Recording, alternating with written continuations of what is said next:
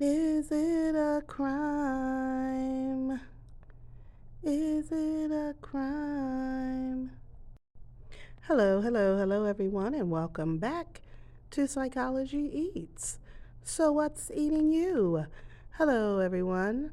I hope this message finds you in great mental health. You saw the thumbnail and you read the title. Is it a crime? Is it a crime? If you've been watching the Diddy trial, then you know that Diddy was into a lot of freaky shit. But is it a crime? Is it a crime? There are millions of people all across this world that enjoy sexual experiences that would be considered not normal, but is it a crime? That's the question. And that is what the jury will have to decide. Is baby oil use a crime? Is purchasing prostitutes a crime? In some states, yes. In other parts of the world, no. In one state in the United States, no. It's not a crime. So if you look at the sexual aspects of this case, the crime is committed by two parties, the prostitute and by Diddy. Is it a crime to use or enjoy baby oil? No, not necessarily, unless the partner or other person is coerced or is put in positions that they don't want to be in. Um, so then, yes, that becomes a crime. But that's going to be for the prosecution to try to prove crime in the mindset of the jury when they're really looking at someone who's a sexual deviant, Diddy.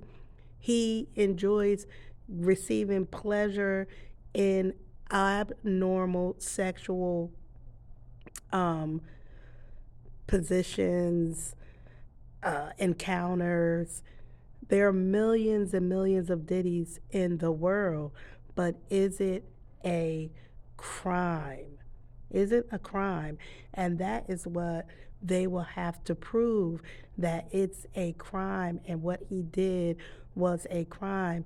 Threesomes, foursomes, orgies is not necessarily a crime unless there are people involved that don't want to be there, that they're forced to be there, and that is not what we're seeing with this case. I've only heard about adults involving themselves in these sexual escapades. So the prosecutor is going to have to prove that there were underage people involved in these escapades. And so we will have to see. But is it a crime to listening to some of the things that Diddy allegedly enjoyed as part of his sexual prowess and routine is not necessarily a crime. And so when we look at the definition of a sexual deviant, does he meet the definition? And then is that considered a criminal offense?